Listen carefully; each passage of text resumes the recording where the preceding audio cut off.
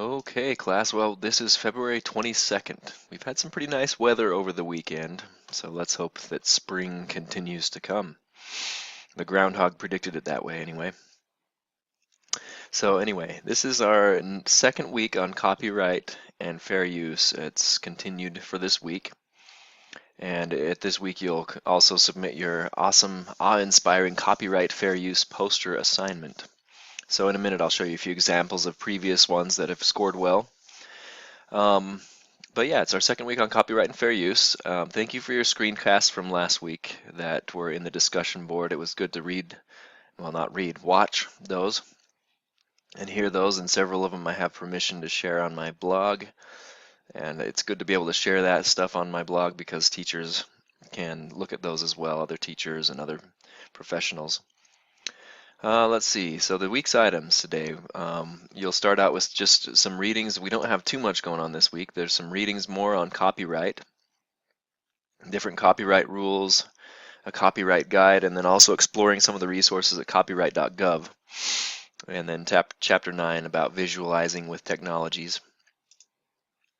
And then you'll submit your poster, and then there's also these interesting videos that I share about the concept of open licensing and how it has led to some interesting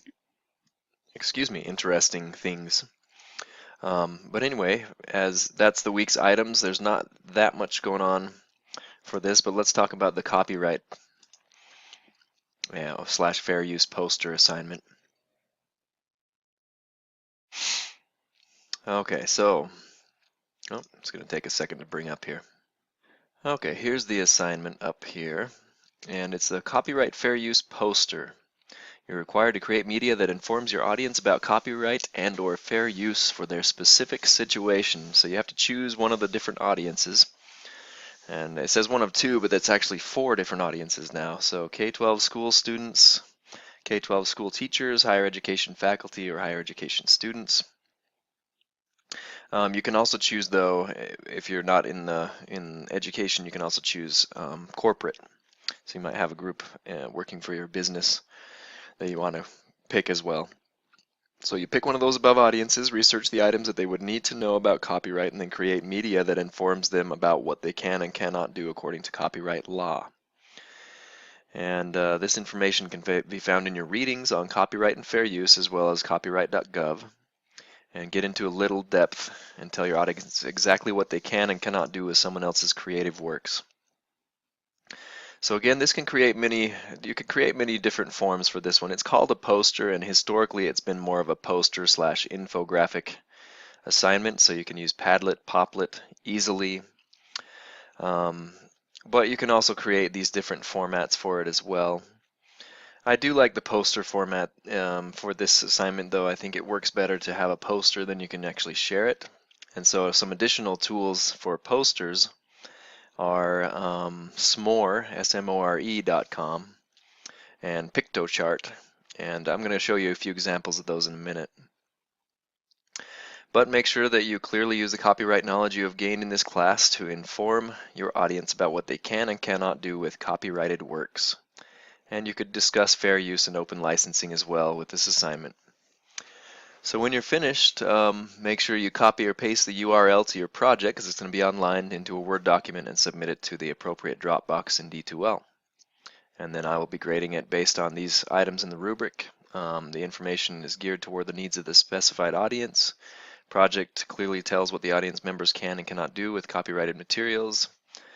The information on copyright / fair use / open licensing is accurately presented. The project information is complete, message is clear, and free of spelling and grammatical errors.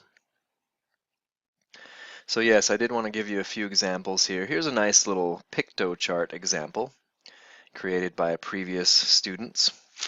Copyright and fair use. Fair use is limited use of copyright material without requiring permission from the copyright holder. That's a basic intro to fair use, and then it says use small portions, 10% or 3 minutes. It tells students, this is for, I believe, the middle school students. So if students are creating a project, they should use small portions but never 30 seconds of music can be used. 5 or less images by an artist or photographer. Give credit to the person who created the copyright materials, and then it talks about the different work that students have created. This one scored fairly well. As a poster, it's not going to have as much information, but it will still provide some basic and very clear information to students. And this one scored really well. It's Copyright Law's Middle School Guidelines. And so this one goes through the whole gamut. It's kind of nice. This is a tool called S'more, and you can go to s'more.com and create your own flyer. And so it says copyright is a form of protection given to the author. It is illegal to do these things with something that is copyrighted. Why should you care about it? What's protected by it? And some nice pictures and fair use guidelines as well. So this is a good representation of what this student has learned in her readings through the last few weeks of copyright. And those are some examples of the assignment. So going back to this week, that's basically it. You just have that time to prepare for this assignment as well as do the readings and learn a little bit more about open licensing. This week, well, in the past 2 weeks, we've talked about copyright, and what's interesting about our society is that copyright has become much longer than it probably should be. If you notice, the term limits is 70 years past the death of the author, or 95 if a corporate author, and there's a whole bunch of different guidelines. You know, it's certainly not clear with a single work when the copyright would expire. Our founding fathers back in the 1780s, when they drafted the Constitution, set copyright terms, and it's in the Constitution actually. And it says it's there to promote progress of the arts and sciences, not to stifle it, but to promote the progress of the arts and sciences. They said that we can secure for limited times, the rights of creative works to their authors. And the years that the founding fathers set actually for copyright was 14 years. That's the time limit that they set, is that copyright would last for 14 years after the creation of a work. And so it's interesting to see how Congress has continually increased copyright over and over again from pressure from the recording industry and content industries, especially Disney and other corporations, RCA and Warner Brothers, and some of these content creators and providers. They've succumbed to that pressure and increased copyright pretty much indefinitely. Every time it comes up again, they try to increase it. But what's interesting about this is that a study has been recently done by a professor at Cambridge, taking the value of public domain works, those works that are no longer copyrighted, versus the value of creative works to their authors, and set an optimal copyright term for our digital modern age. And interestingly enough, that age, or that copyright term that he suggests it should be, is that works should be under copyright for 14 years. So it's interesting to see how that matches exactly what our founding fathers set hundreds of years ago for the term of copyright. And his study says that copyright terms should be for 14 years, and then they should lapse into the public domain to promote more creativity, to promote more creation of works. So kind of an interesting little tidbit there about copyright and fair use. Anyway, I hope you guys have a good week and get that poster/media in to me by the end of this week about copyright and fair use.